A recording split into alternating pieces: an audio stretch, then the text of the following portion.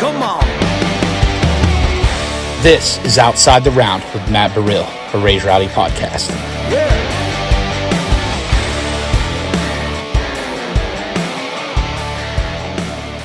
What is going on, everybody? Welcome back to Outside the Round with me, Matt Burrill. Today we've got a very special guest. We pride ourselves on finding new talent when it comes to town and finding new artists and having them on our stages that we do events in town, having them, of course, here on the podcast, on the various podcasts that we have in the network. And this girl today, she happens to share a birthday with me, but is a few years younger than I am. She's like a little sister to us at Raise Rowdy. And today, this is actually her first podcast ever. She's crushing it on TikTok, on social media, got all kinds of new music out, and just a pleasure to watch grow up here in Nashville. We got our girl Ashley in. Girl, woohoo! I'm so excited. yes, how you doing today? I'm good. Today's it's a little ugly out, but I'm doing okay. It is a nasty day. Like Nashville's fucking weird because it'll be 20-something degrees. We'll be freezing our asses off 2 days ago. Mm-hmm. And then it'll get a little bit warmer to like 30s. It was nice yesterday. Yeah, and then it'll get to like whatever this is. It's like nice that it's a little bit warmer, but like a little sun wouldn't be a bad thing, you know? It's just kind of ugly. And I had class today, so that never helps. Oh, that's right. You're still in school. Yeah. So you're at Belmont? Yeah, unfortunately. I mean, no hate to I Belmont. was going to say, Belmont is like a spot to be. So you're in what year? Because I'm a sophomore. You're a sophomore. Yeah, so I'm not even like halfway through. Like I still got a semester before I can say I'm 50% done. Wow. Yeah, but we don't know how long it's gonna last. I'm just kind of here for a good time. Yeah, there you go. You know? Well, yeah. See, so it's kind of funny looking back. So I'm obviously a few years older than you are. I remember, so when I was in college, that was when I really started making my strides to like the steps that got me to Nashville. Now, you've skipped those steps because you're going to college in Nashville at one of the best performance schools that you can go to in the world. Like, there's so many connections, so many things at your fingertips. I know, it's crazy. That was definitely the whole point of it all, was to kind of like kill two birds with one stone. You know, like I could go to college and get the degree and make the family happy and then also do the music thing. And, you know, it's not necessarily like they know that like after class I'm going to rounds and I'm like doing I'm grinding after class. Yeah. You know, they just think that I'm going to school. So Well, it's like somebody that's got a business degree and does like DECA or some shit like that, where it's like the business society. Going to Live Oak or going to the Commodore or going to wherever and being there for rounds is like your business networking. No, literally. It literally is that. It's crazy. How cool is it that our networking's at a bar? You know, it's I pretty know. cool. We got a busy life and it's a fucking grind. No, but literally. our lives are pretty chill. Like I got a brother that works on Wall Street and it's like his life very different than mine. Yeah, know? I bet. It is kind of crazy too, because like I'm underage, so it's like, you know, on the weekends and on the nights that we have rounds and I'm like at these bars with like all these people and it's like this is just my norm now. Yeah. Like walking around with X's on my hands, whatever. Yeah, what was the first round in town that you played? It wasn't one of ours, was it? So actually, was it? It was like, it wasn't my round. It was Will's. It was Will Collins. Oh, that's right. Yep. And he was like, and I didn't even know what a writer's round was at the time. And he was like, you want to come on stage and do this? And I said, you know, when I moved here, I told myself I'd say yes to everything.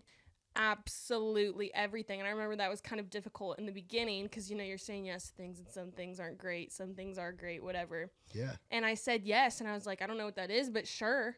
And I remember I show up and it's so full circle looking back. Because you look back at the photos from that night, and you've got Graham sitting right next to me. Logan Crosby's at the end. I think Chris Rudiger was on stage, too. And it's like, it's so weird. And then I ended up, like, commenting on Graham's post later that night, being like, you did so well, whatever.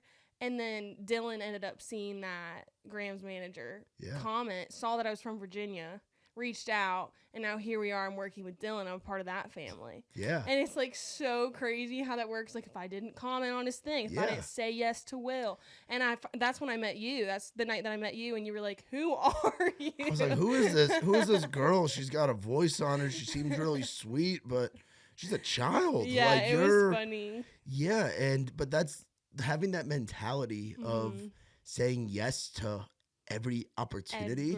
That can be scary.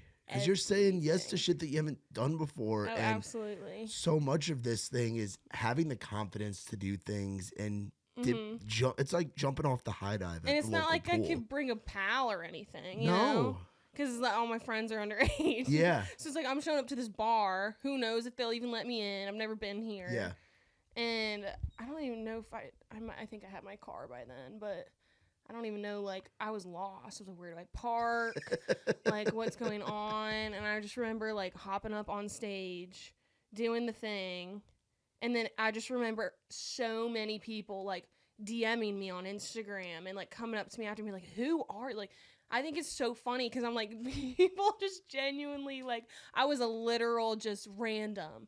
Nobody ever knew. I hadn't talked to anybody in the industry. That was just. But there was a reason you were up there because you had made a connection with Will Cullen already. Yeah. And Will, who we've had on the podcast before, like, he's a guy that champions those that are around him and is very big on bringing the homies up with him. So you would already. I know. How'd you meet him? Oh, were you a girl in one of the videos? No, I was okay, not. Okay. Actually, I was later on, like, once we became friends, but we actually met at a bar. Oh, really? Yeah. I used my fake ID. We all used our fake IDs to get in. And we were, like, all sitting by this table, and I remember seeing him. I knew who he was. And I'm not the kind of person who's, like, I don't know. I knew that once I moved here, there was no such thing as fangirling, especially if I wanted to do the artist thing. Like, you can't be like, oh my God, you're this person. It's like, no, we're all human, babe. Like, let's just calm down. Yes. Yeah. So I see him and I remember just being like, hey, and he's like, hey, and it was super chill. I got to talking to him about, like, writing, how I'd kind of just moved to town. This was back my first semester of college, so beginning of freshman year. So I didn't know anybody really except, like, my gal friends. But I remember talking to him about, you know, how I was a writer and how I wanted to do the music thing. He's like, let's write. He had never heard me sing before. He never heard anything that I had written. And he's just like, yeah, we, like, put a date down. That was my first co-writing session in Nashville. I think it was like November of last year. And we wrote a song. I ended up demoing it in this building. Here at the Amber Sound. Shout out to Ryan Humans and the folks at the Amber Sound. Shout out, love them. But I literally, like, that's where it started. And he didn't have, the whole reason I went on stage that night was because he didn't have a lot of originals. Yeah. At the time. And he was like, you want to come sing this song that we wrote together? Because, like, he loved it and I loved it. And I was just like, sure. So that's how that started. It's crazy. It's so weird. Yeah, it's wild how things kind of evolve and that stuff happens. So you're originally you're a 757 girl. Yeah, I'm a right? 757 girl. I'm from Virginia Beach. Which I know that because I grew up a diehard, I'm not as close with it anymore, but I grew up a diehard Virginia Tech Hokies fan. Okay. And back in the day, like around, because I'm trying to think what year you were born. You were born like what, 03? 2004. 2004. Okay, so that was when I started getting into Hokies football, which is kind of crazy. It puts me at a certain age, but like the players from Virginia Beach would wear 757 underneath their eyes. Oh, I didn't know that. At Virginia Tech, at UVA, at Miami, West Virginia.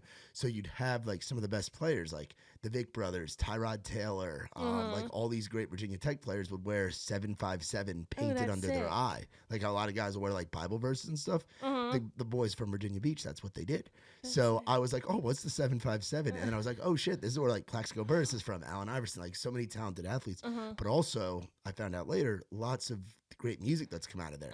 Like the stuff with like the Neptunes and the rap stuff that's come out of there.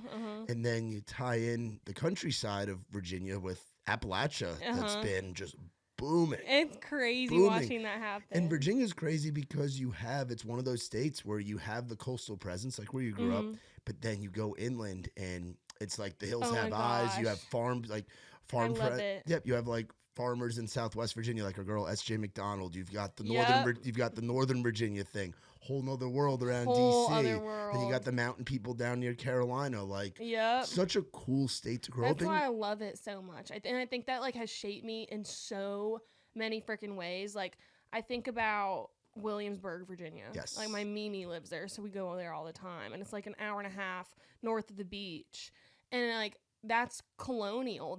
There's a lot of history there. Yeah. You know, we joke, us kids back in Virginia Beach, like every school field trip was Yorktown and Yeah. Jamestown. It's like every time. It's like that's where you're going. You're going to see like the Mayflower, where all the settlers came in, you know, in whatever year. Who knows? Yeah.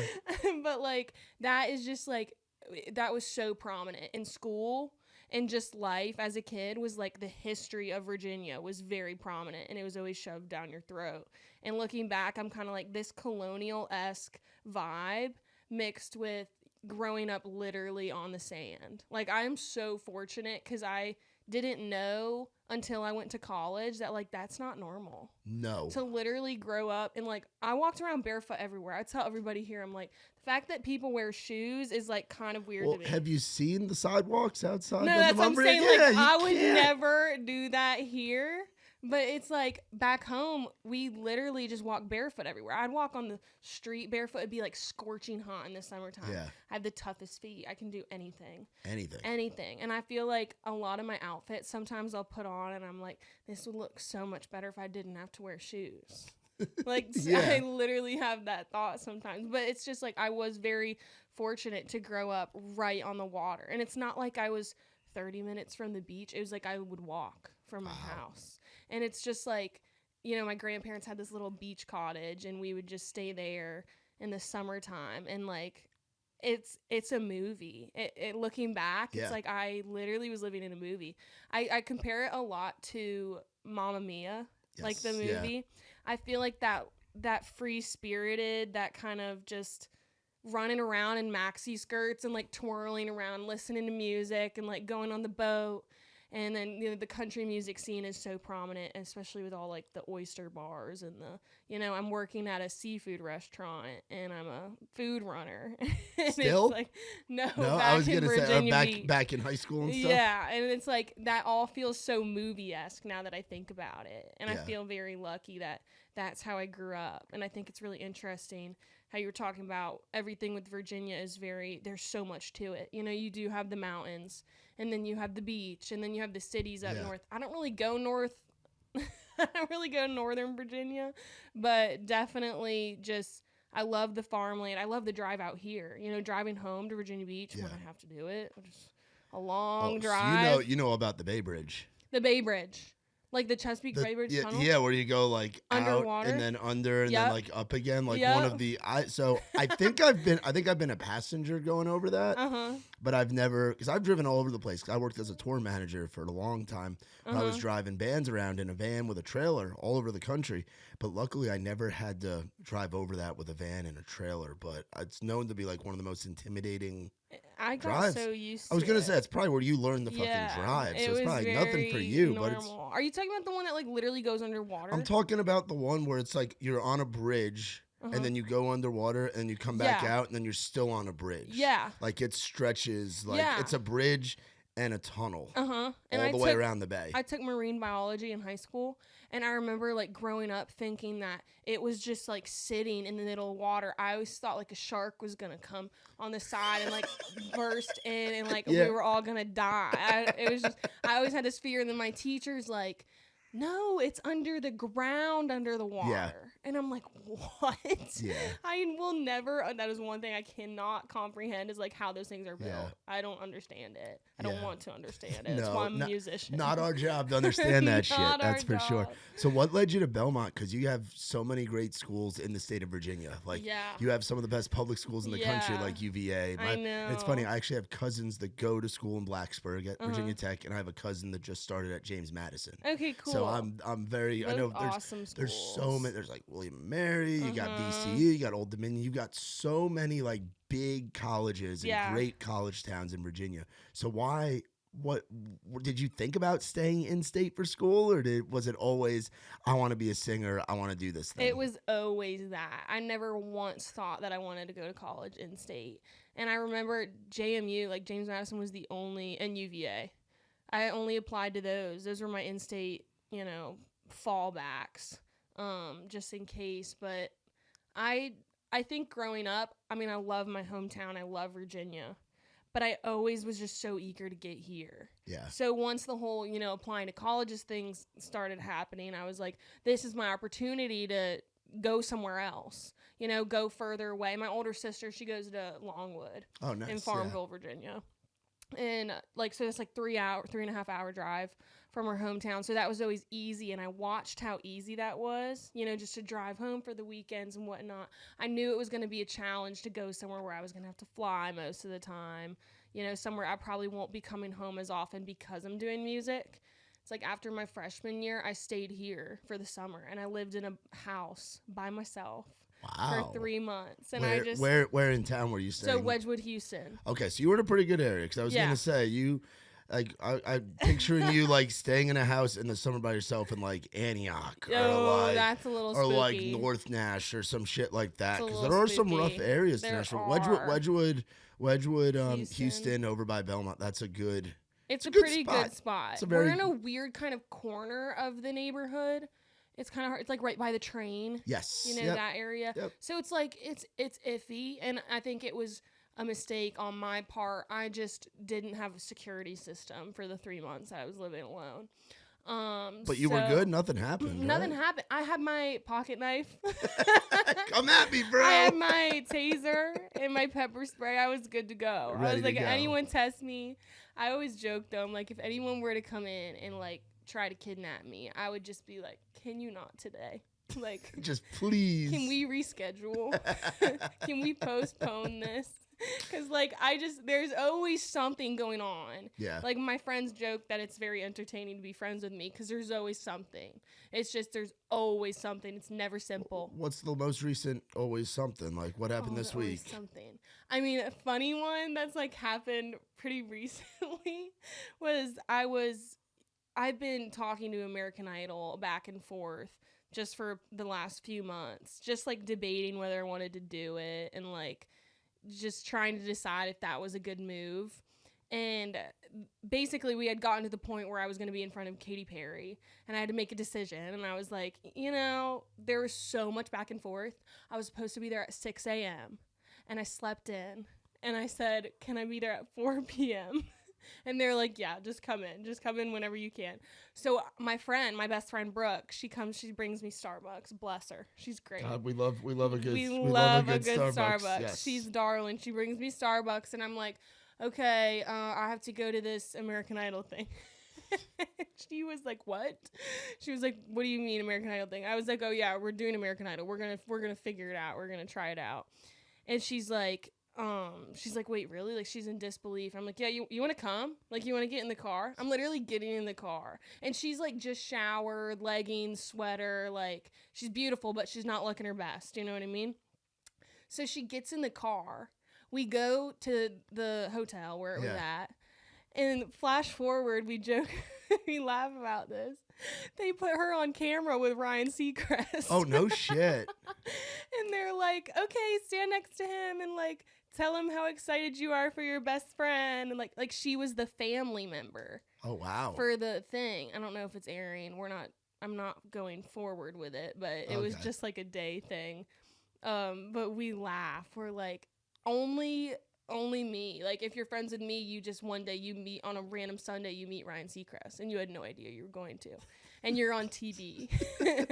It's I put my friends in these positions. Yeah. And it's just funny. It's comical. Yeah. Who would you say your squad is? Because the big part of succeeding in this town is having some good friends. And it seems like you've surrounded yourself, especially over the last, however long it's been that Nikki and I have met you. Yeah. You've always got a crew with you. You feel you've got a good little girl gang with you too. Yeah, I see for sure. Avery and Grace and I'm sure a bunch of other people. No, absolutely. What's your crew look like right now? I think it's pretty cool for me, honestly. I get to kind of have, thanks to Belmont, I kind of get to have both.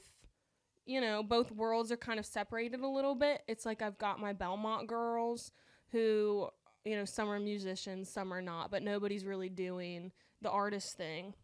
So it's kind of, that's great because, I can come home at the end of the day and they know nothing about what goes on in the world that we live in, Yeah. So that's been really, I think, what keeps me sane. We'll joke because it's I've got stuff to do all day long. I'm in meetings, I'm in rights, and I'm in school. And then the end of the day, my pals will come over and we'll sit in my bed at like 11 p.m. We'll just sit there and like we'll be on our phones or we'll just talk about our day. And it's like then they leave like 2 hours later. But it's like that's the time I get with them just to kind of like debrief. And I think that keeps me sane a lot because if I'm sitting there alone, then I'm going to start thinking about my day and I'm going to start thinking about what I have to do tomorrow. And then it starts to all kind of get crazy. See, I get in my head about shit too. Yeah. Like I'm not very good on my own because then the motor just doesn't, it just doesn't fucking turn off. It doesn't stop. Absolutely. And I've gotten better about it in my older age now, getting closer to 30 where it's starting to slow down. But when I was your age, I really struggled with that, especially like being in college in a dorm room by myself. It was, oh gosh, like because your mind just fucking races and you're like, it's crazy. You're like, did I do something wrong by saying this? It's like second guessing yourself, almost like having anxiety. I don't even drink anymore. Yeah. But like having that like anxious feeling post conversation or post meeting. Absolutely. I think my thing is very much so I say this and I don't mean for it to be like cocky in any way. I don't necessarily think it's a great thing, but like I am so driven like to the point where sometimes I just can't stop. Yeah. And it can be pretty unhealthy, honestly, sometimes. I think I forget that I'm 19 and I forget that I should still, make mistakes. Yeah, and you're still a fucking kid, actually. Yeah, like how many songs are you writing? How many songs are you writing a week right now? Oh god, I definitely write one song a day for sure. Yeah, writing one song a day while in a challenging school academic program, while trying to have friends and be a 19-year-old and live life and make mistakes and do the shit that you're gonna look back on when you're older. Like it's a lot. Like, I know. Like it's tough, but when you're, like you said, when you're so driven, it's tough to not beat yourself up over it. It's hard to stop, especially like nighttime is hard for me because that's when I finally, it's like finally quiet, and I hate the quiet. I always say my mind is loudest in the silence, and I think it's funny because that's a fuck. You should write isn't that. that cool? That's Write a that song. down right That's a fucking lyric and something. I don't know how you'd use it, but put it in one of your sad girl songs. Yeah, my sad girl songs. Yeah, there's definitely room for it somewhere. It can be bad sometimes. I just like, I'm always thinking about, I think as an artist, it's normal, but it's like, that's a career where you're constantly thinking about what you could be doing better and like, what's the next step and how can you, these numbers need to be bigger and these numbers need to be bigger and, whatever. You're constantly, you can't really be content with where you are or else you'll never move. Yeah. So there's a balance between being content and being thankful, and, saying your prayers and then also striving for more than what you have. And that's like a really weird in between. Yeah. And keeping your blinders up to not be comparing yourself to what, is this person doing? Because you'll run yourself ragged if it's if you get FOMO or you get like the keeping up with the Joneses thing, you will run yourself into the fucking ground. Like it is so important to not have that because it can get like competitive. But something I love about this town and I love about the scene that we're in, especially right now, is that it is such a community, people championing each other. Absolutely. Particularly with the females, because it wasn't always like that. Like 20 years ago, it was not like that amongst females in the industry or guys in the industry too. Yeah. Like there was this competition thing, but now it just seems like there's such a community and like everybody wants to see like high tides raise all ships kind of thing, No, I love that. And I think that that's interesting because I've only been here a little over a year. So like I haven't really seen all the cutthroat things. And I feel like I never really compare myself or get competitive. And so I think it's interesting that you say that because nowadays it's like I have come up with these women and like even some of my guy friends who just like it's not about that. I'm not even thinking about that. Because I think the culture of that has shifted so much to being a positive community. And it also goes with who you're surrounding yourself with. Oh, absolutely. Like you're surrounding yourself with some great fucking brothers and sisters. Yeah, literally. Absolutely. That's the kind of the sweet thing too about being younger. I feel like everybody kind of like protects you in a way. Yeah, and your friends are for the most part younger as well. Yeah. Like you guys, and you're literally like in a class at Belmont because you enrolled and like you have like your freshman class now. It's the sophomore class. But like I always say, people that move to town around the same time, like I moved to town in October of 2018. So I'm going on I just hit my 5th year of being here and doing pretty good for 5 years. You know, it's been a rocky road and I've had my ups and downs. But I look at some of the guys and girls that I moved to around the same time as, like guys like Dylan Marlowe and the folks in that clique, and in that circle. Folks like Trey Lewis, like I moved here around them. And it's like we all kind of go through it together because we were the new guys at Live Oak. When I moved here, Live Oak wasn't even there. It was called Frisky Frogs, and it was my gosh, it was a shit show. They had a couch in front of the stage, and it was like a college underage bar. Like you could get in there with a Pokemon card before. There's Live none Oak of came those in. now. Oh yeah, None of before those. Live Oak came in, and it was just like there were 30 things going on that couch. They were serving alligator legs. It was a weird bar, but like I got to see. Shout out to Live Oak. We love you. Live Oak has upped that place very much, upped that building very much. But but like you see the different things like from what town was like then to where it's at now. Like the people that you're coming up with right now, like fast forward a couple years from now. We talk about it all the time. Yeah, you, Avery, Grace, Shelby, Maddie, Callie. Like there's so many of you guys that all moved here right around the same time. The post-COVID gang, you know? I got really lucky because I think a huge person that I have to thank is Carson Wallace. Oh, dude. Carson is like if you want to know how to be successful and how to be successful in the industry while being under the age of 21, while being seen as not a liability, by being seen as not a risk, and being like the quintessential, I'll come in, play the show, network, drink liquid death, and wear an X on my hand. Exactly. You, Carson, Avery, like you guys do it the right way. Yeah, because there's kids that come in and refuse to wear the X on their hand and start shit. I've never been one for trouble, like genuinely. I've just always kind of been that girl who just, you know, wants everything to go smoothly. And like, if I'm here for this reason, I'm going to be here for that reason only. And I feel like I got lucky because with Carson, he was one of my first friends at Belmont. And like, I remember when we met and we, you know, got to know each other, we looked at each other and we were both like, we're both trying to do this. Like we're both going to do this. You know what I mean? And I think that was really cool because that was like, I say I'm so lucky because I didn't really have that like moment that I'm looking back on now being like regretful of. Like, oh, I should have done this right. I should have done this differently. I feel like the people that I met when I first moved here, like Carson being a big one, it's like they just immediately teach you how to do it the right way. So you don't know any different. Yeah. You know what I mean? Like him and I would play rounds together back in the spring. And like the first one that I played with my name on it with y'all was with him. Yep. And we kind of tag team. We kind of did everything together for a little bit just so I could kind of get in the feel of everything. But I would watch how he would do things and interact with people. And he would introduce me to people. Anytime someone reached out to me on Instagram, I'd send him the screenshot. I'd be like, who's this? Like run it by him. I think that helped a lot, having that person who was already in it.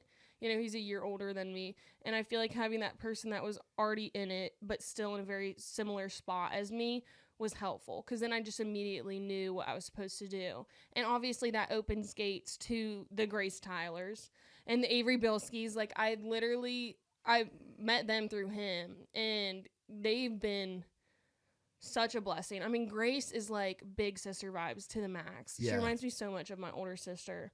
And she just is I get like chills when I talk about her because I feel like I look at her and we'll be on stage together, you know, performing. And it's like, I've heard her sing so many times and we've written so many times. And it's still every time I see her sing a song, like I get the chills. Yeah. And I get like this feeling where I'm just like, she is a performer. Yes. Like more than...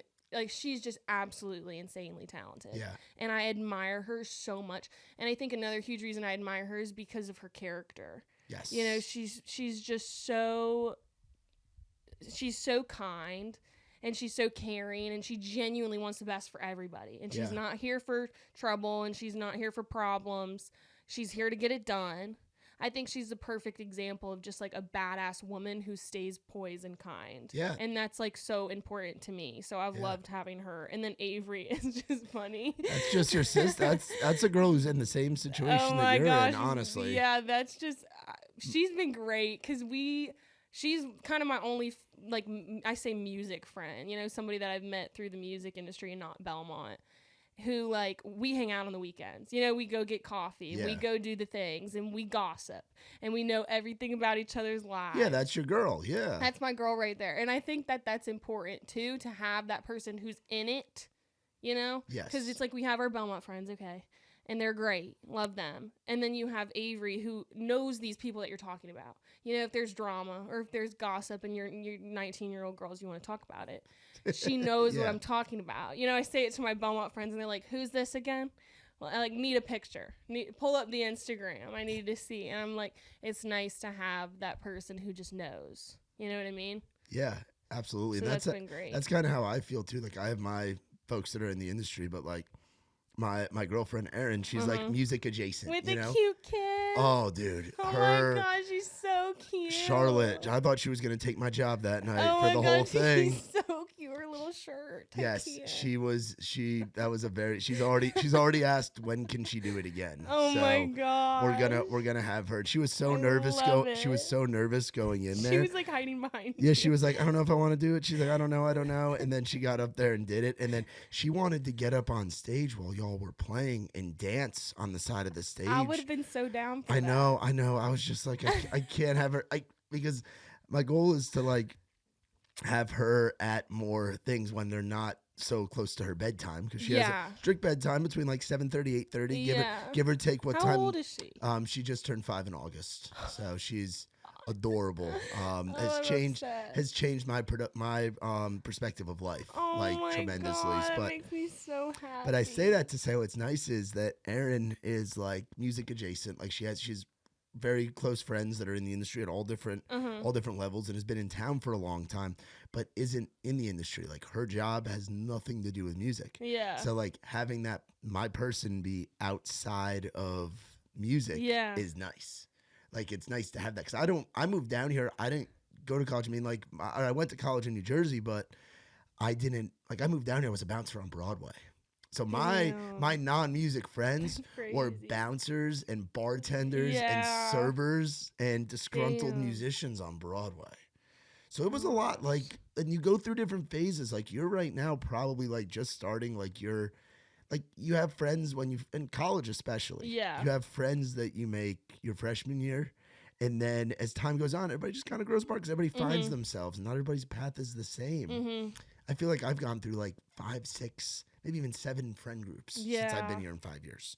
And that's not at the fault of anybody. Normal, That's just how it is. So like for you, you're like at the starting stage of it because you just absolutely moved here. You're in your sophomore year, and you're getting more opportunities. You've got a damn manager. Like you got music coming out left and right. You've got the pop going on. Like you're killing it. It's It's cool. What's going on with all the music stuff right now? Music talk about stuff. that a little bit. Kind of got to talk about that too. As much fun as talking about all the other stuff. Well, it's all the important part. What I like about having a new face like you on the podcast is so people can learn about you. Yeah. And then whenever your big moment happens, people will go back and be like, "Oh, listen to a young Ashley Ann on this podcast with Burrill," you know? So what's going on with the music stuff? So we've really just been, trying to push as much music this year as possible. Dear Dolly back in February really just like was the biggest blessing I could have ever asked for. I mean, it was kind of crazy how it all worked. I always tell the story because I think it's so, there's something so divine about it. It was back in December, and I was in this building demoing. Shout out to the Ember Sound. Shout out to the Ember Sound. And me and Ryan were like, okay, let's do some demos. Like, I'm new to town, whatever. And Dear Dolly was a song that I wrote when I was 17. And I wrote it in my car with my Snapchat camera filming me in my car. And I was driving in my car. It was late at night. I was driving over like the Lesnar Bridge in Virginia Beach, and it's like over the bay. It's a really pretty little lookout spot. And I was just kind of struggling with my relationship with Jesus at the moment. I was just feeling like I was in a dark place. I started singing this idea, to this physical being who I knew was a real person and who I could look at her songs and listen to interviews and read her books and just learn as much about her, see how she would do things. I mean, people say, what would Dolly do all the time? But that was something that I really, really thought about a lot. Yeah. When I was in this really dark period with my life and things going on with my family, I was just like, what would Dolly do? She's gotten through whatever. And it's like, that was really a huge part of it for me. So Christmas, after we demo them, I go home for Christmas. And I was gifted a necklace, and it had a Bible verse on it. It was just, as long as you're living through God, like, he'll establish your plans. And I remember coming back, or I was in my car, and I was filming little videos for TikTok. And I was like, ooh, well, I got these demos back, like, might as well, try it out. Yeah. And it was the shittiest video. Like, the audio was awful. Yeah. It was blurry. You could barely see me. The lighting was horrible. And I just remember it got like 2 million streams. Isn't it funny how 2 million sometimes views? it's the low quality? Oh my gosh, it was awful. But that's what pops sometimes. It was crazy. And I'm literally sitting there, I'm like, Dolly, if you hear this, gosh, I can hear it in my head now, my annoying little voice. Dolly, if you hear this, I'll release this song. Boom, skyrockets. The second I get back to Nashville, I'm like, Ryan, we need to record the song, like, ASAP. Yeah. And he's like, okay, the fastest day that we can do this, the fastest day that we can get this out is February 3rd. And I'm like, so I start promoting it. I'm like, 2323. And I'm like, that sounds like it would be an angel number. So I look it up. Hence the tattoo on my hand, 2323. Ah. It means embarking on a new journey and having guidance and protection. And I'm like, this is kind of all freaking me out. Dear Dolly comes out, and that just did wonders. I mean, geez, that is where it all started. I was very lucky that that song did what it did and opened gates that it, to people and to just things and learning new things. That song, I have a lot to thank that song for. So that was just kind of crazy how that all happened. And then now we're focusing on doing Dear Dolly, the EP. And that's going to be coming out, in January. So how cool is that? You have a whole damn project. Whole project. It's going to be fun. It's going to be a fun one. We've got this whole thing planned. It's going to be coming out next year. How many songs do you have out right now? Right now, I think it's 5, 6. Okay, so is the EP like packaged as like a lot of what's out so already, it's or do we got a got new? few of them. So it's gonna have a few songs that are already out, and then we've got some extras, little bonus songs. Because I was gonna say, I love the new music, and I'm ready for some new fucking music. I know. Because you just seem that you're one of those people that gets like it seems like you're at the stage of figuring it out right now because you're so fucking young. Like you're figuring it out as you go. And like every release is just getting better and better. It's crazy how that works. Because you're finding your voice. Whoever's now, who's producing your stuff now? Is it still Ryan or what? No, we're with Owen Lewis right now. Okay, so but you're collaborating with a producer who's helping you find that sound. Yeah. And like you're just scratching the surface I know. of where you're gonna be, and it's already fucking working. It's That's crazy, what's exciting. and like, it's so exciting. but the Dear Dolly story, it's crazy how that works. It's insane. I mean, I have no other explanation. Like, it's just it all happened really fast, and I remember like looking back at that time, I was still very much so a college student. Yeah. I don't really necessarily look at myself like that now. But like I was, living in my dorm, and I was taking my car every day. Like I would go to class, and I would take my car, and the only reason that I would leave my dorm or leave campus was to go drive somewhere and do a TikTok. Like I would bring my friends with me and say, okay, it's time to go film TikToks. And like we'd make fun out of it because it's like, that's what you got to do. The second you start to hate it, it becomes a burden. It becomes a job. It becomes a problem. And no one wants that. So I always just would film videos. That's another thing, is I think a lot of people ask me, how do you do your social media? Like you seem to do really well at it. And like, I think a huge reason, and it sounds kind of bad, I think a huge reason that what I'm doing is working is because I don't care much about what it looks like or what it sounds like or I'm just here and this is my microphone and I'm going to show you what I got and that's it. Consistency is so key. It is very key. Consistency is like the biggest thing. It is very key. But I feel like the second, like when I stopped caring about like how I looked in a video or, you know, I would literally get dressed and I would like base my outfit around like what would catch people's attention on, you know, on the internet. And it's like, now I'll literally be like leaving the gym and I'm like sweaty and disgusting and I throw up my phone and I'm like, let me just film a video really People fast. like real. It's easier. Yeah, people like it's literally easier. Yeah, it fits into your life more. It's not, it doesn't feel like a burden to do because you're just incorporating in. Like you don't have to take the time to get dressed up or worry about what you're gonna say. Exactly. Like, that's why I think people hate TikTok so much. People hate it because they don't really understand. Like I personally still don't like understand. I'm still figuring it out. Like we've had a couple clips like pop and I've been lucky to have friends that work really well and are good like digital creators and people that understand more of the algorithm and can pick up on trends and different things like that and have been able to monetize. But like for me, I still don't know. Yeah, like it's not my it's I not feel like my nobody thing. does. But I also everybody has a way of taking in short form content, whether it's on TikTok.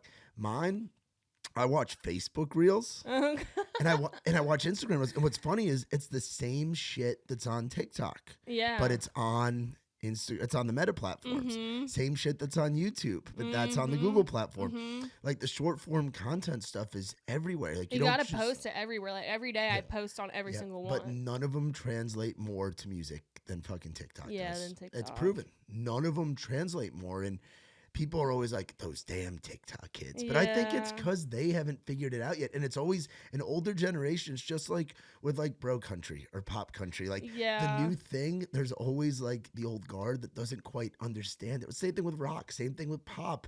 All styles of music and different cultural things. Because it's proven that it works. And like your family within your management team. Like Graham's another example of that.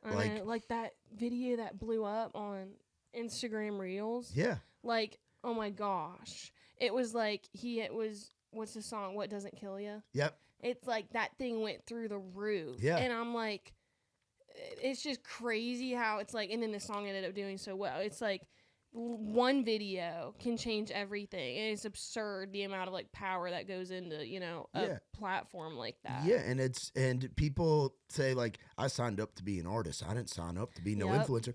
But if you're signing up and you want to be seen in the public eye, if you want your music to affect people, that's influence. Dude, I always say that. It's in the influencer thing. Artistry is like this umbrella. It's this big giving tree with all these branches. And I always say, like, one thing that I really, really pay attention to, I overanalyze everything. I'm constantly thinking. And one thing I really, really pay attention to when I meet other artists is, like, there are boxes and it's these branches of, like, things that people don't even think about.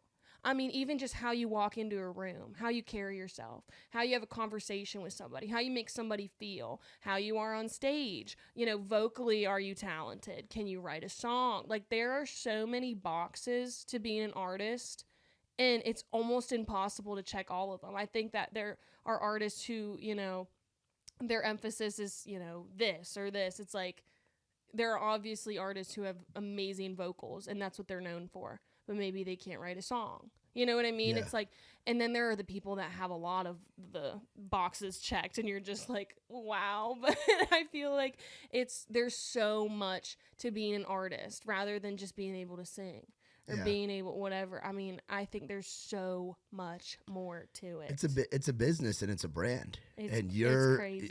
every artist, every band, every songwriter, every person is a brand in a sense, you know? Like we see it with Raised Rowdy. I see it with myself as a personality and what I, and my role in the scene. And it's the same for an artist, for a songwriter, for a guitar player, for a manager, for a publicist, for a publisher, for anything. Like you have like your personal brand and making people feel like they're making folks like of being a value in conversation, like being being mentally and physically present, like showing support, being a good member of the community goes such a long way. Absolutely.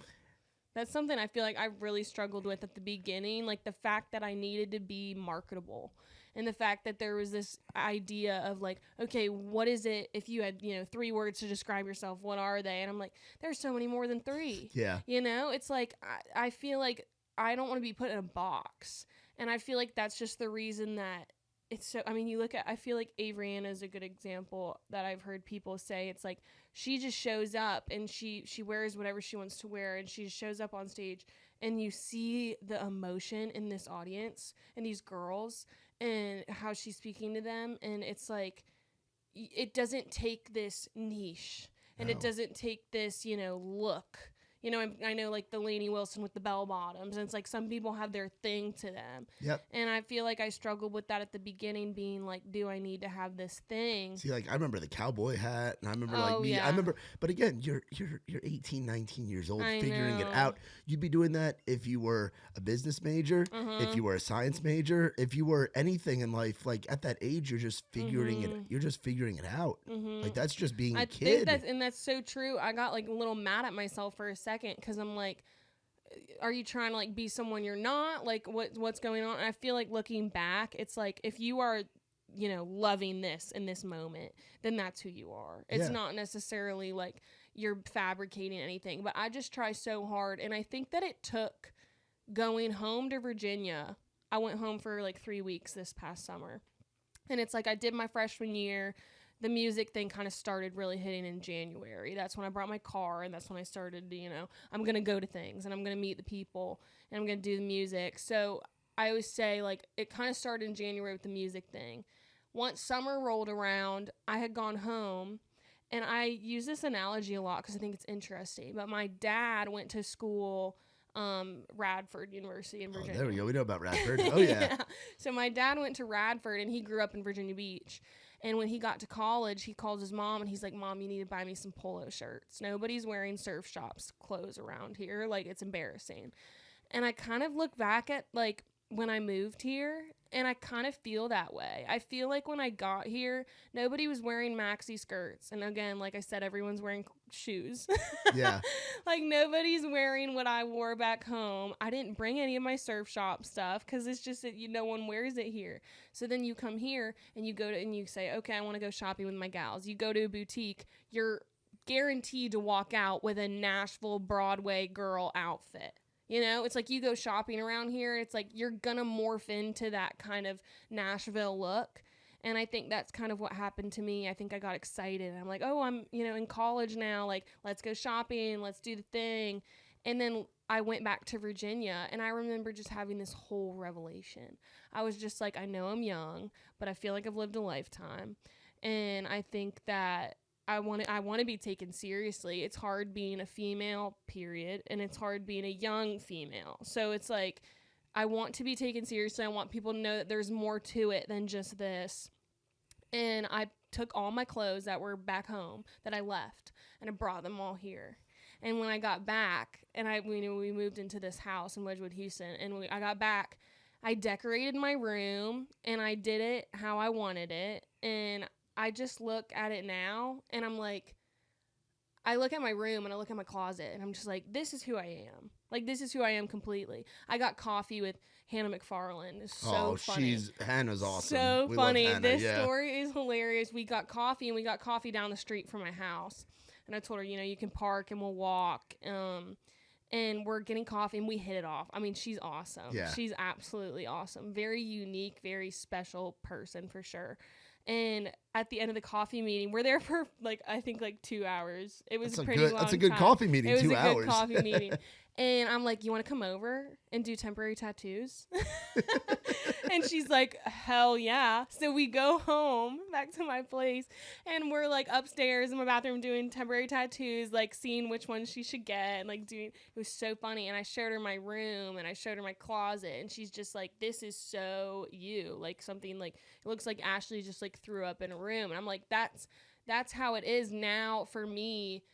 It's it sounds weird, but taking my bedroom and my closet and everything who I am from Virginia and bringing it all here and now emphasizing that and showcasing that, I realized that one, it's easier. It's less effort to be yourself. Yes. It really is.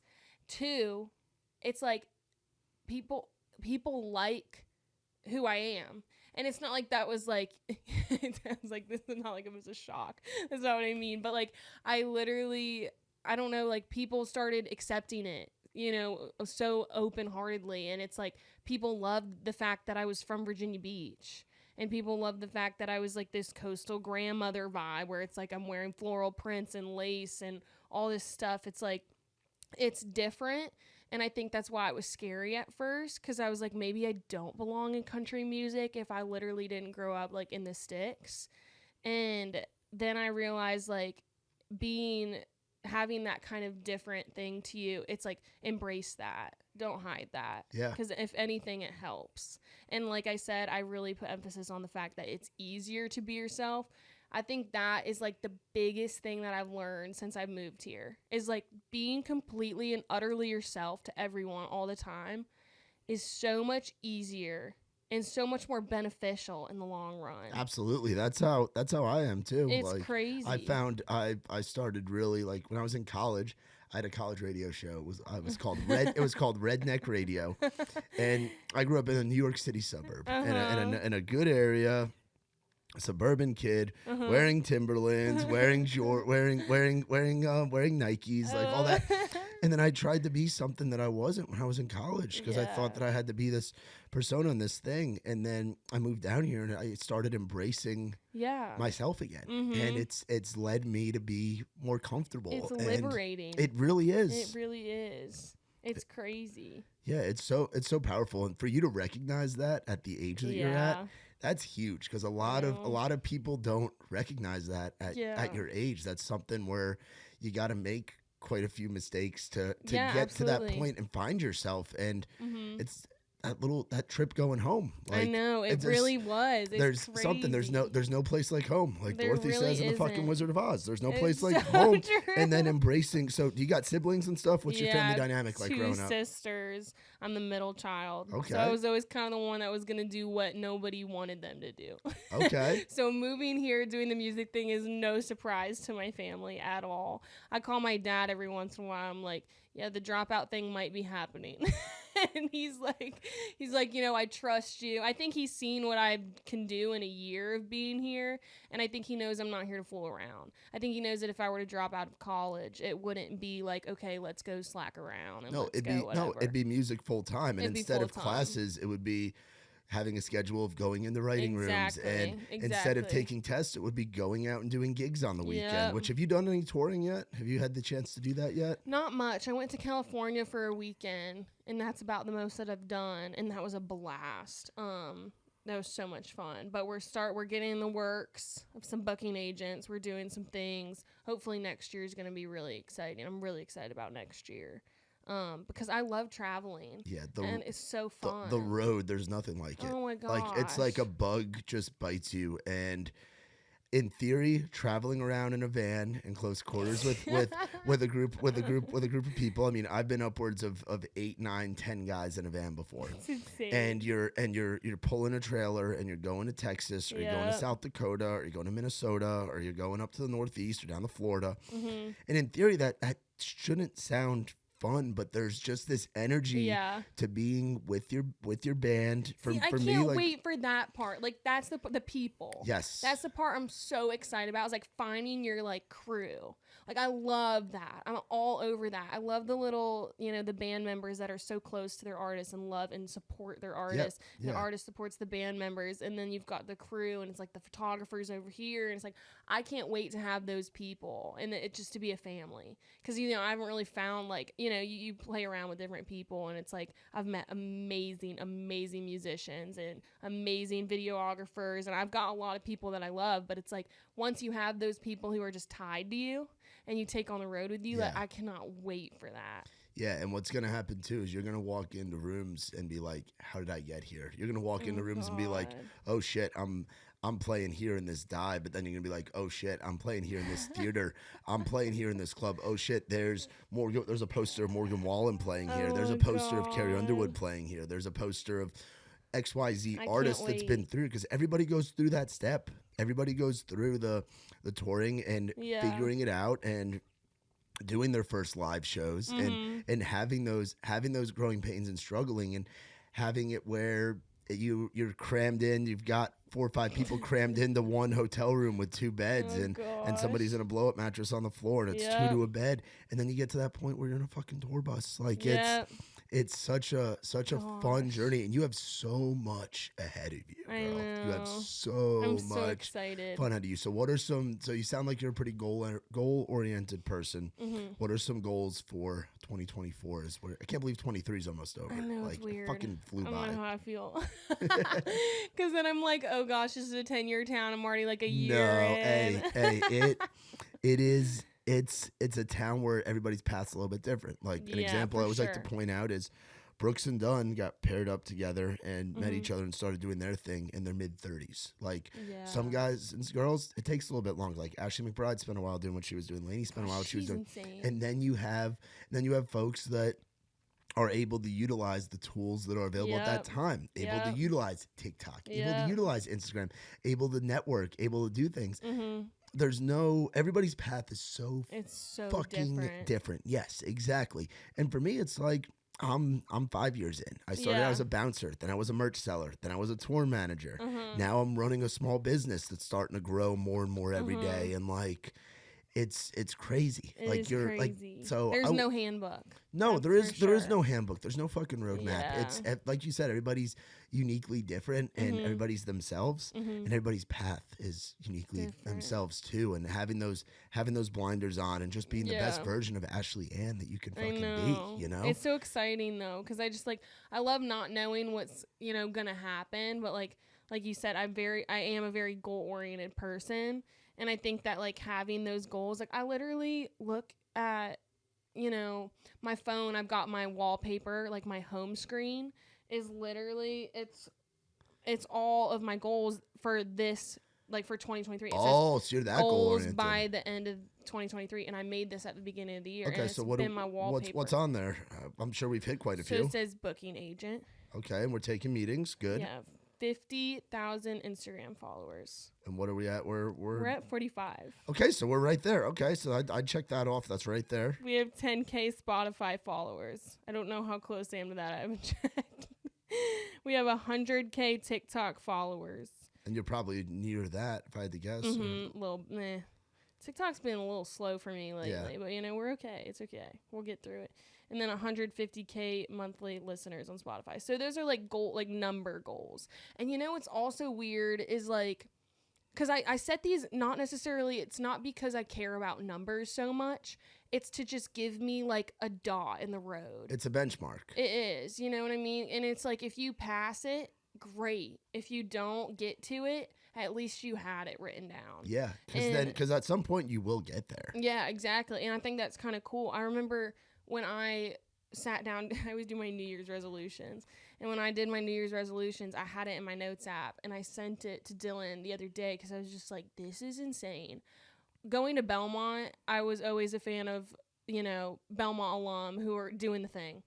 Mackenzie Carpenter was a big one just because I saw that, I loved the way that she writes songs.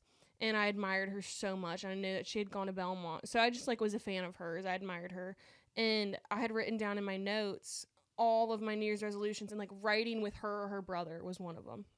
I love Micah too. They're a great brother-sister duo. Love And the two of then them. playing Whiskey Jam was one of them.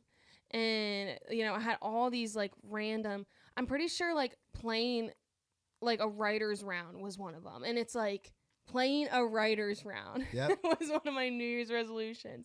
Flash forward 20 million writers rounds. Yeah. We're almost at the end of the year. It's it's crazy. And I remember, I look at my calendar and Micah's in my calendar. And I'm like, okay, check that off. And it's why was that a New Year's resolution? Mike, I don't mean to make your head big. But I'm it's even the Whiskey Jam thing. I remember when Carson played it back in the spring, and I was like, gosh, it'd be so cool to play Whiskey Jam. I'm so excited for him. And then I remember thinking, when was it? October that I played it. And I'm I don't think Ashley back in the spring would have been ready for that. It's it's crazy how, like the songs that I have now and am able to perform at Whiskey Jam, I didn't have those back then. Yeah. So it's like if I were to have been asked to do it when Carson was asked to do it, this would be a totally different story. So I'm like, thank God that, you know, it's just like God's timing is everything in my book. And I think that it's really interesting to just like trust that and to just not force anything. But then looking back at your goals and being like, I checked those off. Like, that's just so cool to me. Yeah. And it's funny because, like, some of them, you know, you may not think are grand, but the fact that you got to check it off, I think makes it huge. Yeah. Because, like, the writers round thing, that's kind of funny, you know? Yeah. Being like, oh, let's play some writers round. But they're all steps that you need to take to get to where you want to be. Exactly. Get to where you are now. Yeah, absolutely. So I love writing down my goals, and Dolly Parton taught me that. She says that she writes down all her goals, like, on paper, and, like, that's how she, like, manifests them in some way. I mean, I'll sit in class, and we'll be like, get your notebooks out. We're going to do the journal of the day, whatever the hell it is. And I'm sitting there writing down, I want to play the Grand Ole Opry next year. Like, it has nothing to do with this whatever assignment we're doing. Like, I will sit there and write to myself, and I'll write and I'll say, I want to do this. I want to do this. I want to do this. Has nothing to do with school. I'm awful at school right now. It's pretty bad, actually. Well, you're at school to be, what I'm guessing, are you like music business? Yeah, music business. And Yeah. it's difficult. Like, business courses are hard. I mean, Yeah. I'm taking macroeconomics, copyright law, business law. I took microeconomics last year. I've been elementary statistics. It's like I'm taking a lot of math and business heavy courses. I think the whole point is my academic advisor is probably like, let's do the music ones that, you know, your last 2 years of school, so it's fun. So, like, since I've been at Belmont, it hasn't been very enjoyable. But the reason they're probably having you do that is because it's then when the deals start coming. Granted, you have Dylan, you have a great support system with you. Yeah. But then you'll be able to know. So then people aren't fucking you over. Yeah, like, that's true. It is important for artists to know what a deal looks like and what a percentage of a master split looks like and what. I got my copyright law book sitting on my table back home, and I'm like, I've never opened it for the class, but I'm gonna open it later after I pass the class. Then we'll open the book. Yeah. You know, when I need the information. But the book's there when I need it. Yeah. But it is a lot doing, you know, school and having all these goals and doing the music thing. But I feel so freaking lucky. I mean, like, looking at other Belmont kids, it's like, I was so in love with that school last year. I still think it's an amazing school. Oh, it's a beautiful fucking school. Oh my gosh, it's beautiful. I feel so fortunate that I was able to, I say was, but like am able to go there. But you know, like you said, everybody's path is different. I don't know if it's for me. Still trying to kind of figure that out. But it is crazy just how lucky I feel and like how loved I feel in this town. And I just feel like everybody supports everybody. I mean, I'm thankful for y'all. Like, I'm thankful that I have these people. It's like a lot of Belmont students are just there for college, and you walk around campus. Some even still live on campus, and you kind of get stuck in this whatever. Like, I have this support system outside of Belmont that's so much bigger than Belmont. Yeah. And like, that's so powerful to me. And so I feel so thankful because I learn more. I learn so much more. I remember sitting in a meeting over at Boom with Joe Fisher, and I was like talking about, you know, how does a pub deal work? Yeah. And like, I haven't taken music publishing yet in school, but all I could think in my head was like, I was asking him all these questions. I'm like, sorry if I'm like, you know, making you talk too much. Like, I just want to know these things, whatever. And I remember leaving and I'd be like, I learned so much more just talking to him about music publishing than I probably ever will in that class. Yeah, I learned all my broadcasting stuff, how you see me host, how you see me book rounds. Crazy. I learned all that stuff from doing it. I learned all that from being at a college radio station, from emceeing events in college and on my radio internships and doing different things like the in the field experience was where I learned, was where I got all my chops. I think that's like the kind of learners we would be too. Yes, absolutely. I feel like our minds kind of work similarly. Yeah, they are. I mean, we're both born on January 23rd, 1, 2, 3. We're both Aquarius. Which I cannot That's definitely wait. what it is. January 23rd, 2025. Ashley's probably gonna have a big old record deal by then. And we're gonna have to be like, Ashley, remember us? Oh my God, But no. we're gonna do a big joint Like, Dude, I literally we can't forget. Like No, I don't it's want on this the to be calendar. I don't want this to be one of those things where it's like, oh LOL, like we should totally do this. Like I really need this to happen. Yeah, it's gonna happen. Well, you turned 21 and I turned fucking 30. Yeah, this is a big deal. It's a very big It's deal. a big deal. And it's like, oh my gosh, it would be so fun. Are you kidding me? Like the people that would come, are you kidding me? Yeah. Like it would be so fun. We would have a crazy like birthday that's just bash. crazy. I literally can't even wait, and it's in like a year. Yeah, we got a little over a year to plan. We got plenty of time to plan. Oh god. Now, where can people go to find you on social media if they haven't been following you already? On social media, you can find me. I think I'm Ashley Ann Music everywhere. Instagram, TikTok. What else is there? Spotify, Ashley Ann. Yeah. Hell yeah. That's Yeah. good. Well, and we got the EP's coming in January. EP's coming in January. We're working on it right now. And then I'm going to be pushing some singles after that. I need to get some fast-paced things out. Yeah. I need to get some fast. I need Yeah. to pick it up a little bit. All my songs are slow and sad and No, but there are things that people can relate to. Yeah, And it's absolutely. part of your story. Yeah. You know, it's all I of it do is want part of something the to story. dance to though. So I think that's going to be happening next year too, which will be fun. Just like, some more upbeat stuff. Hell yeah. But I'm excited. It's going to be a fun year. It's going Yeah. to be fun.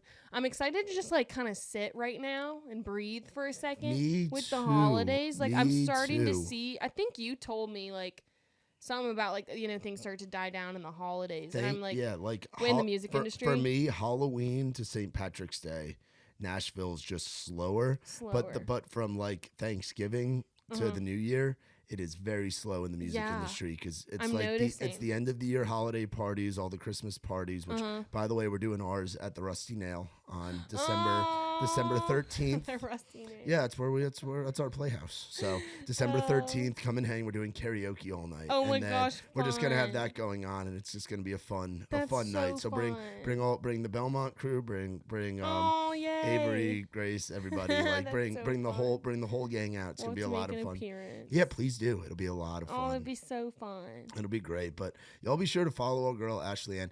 I love that I got to be your first podcast. Dude, I love it too. And I remember telling you, being like, I'm so excited because I love to talk. And you're like, I love to talk too. This is going to be great. Yeah, the best guests to have are people that have something to say. That's true. And Got a lot to say. you've got a lot to say. I do have a lot to and say. people can hear more about what you have to say by listening to your music. And with the Dear Dolly, with the EP coming Mm-hmm. beginning of next year, and all the singles that are gonna be coming, and I can't wait to see you out there doing shows I'm and so excited. all your journey, because it's the rocket ship is in launch, and now it's getting ready to go out into fucking orbit, and the sky really is the limit for you, girl. I'm And so we excited. love having you as a part of So our exciting. family and getting to watch know, what I you love do and it. watching you grow and everything. So y'all be sure to follow our girl Ashley and be on the lookout. New music coming in January. Some great songs out there now.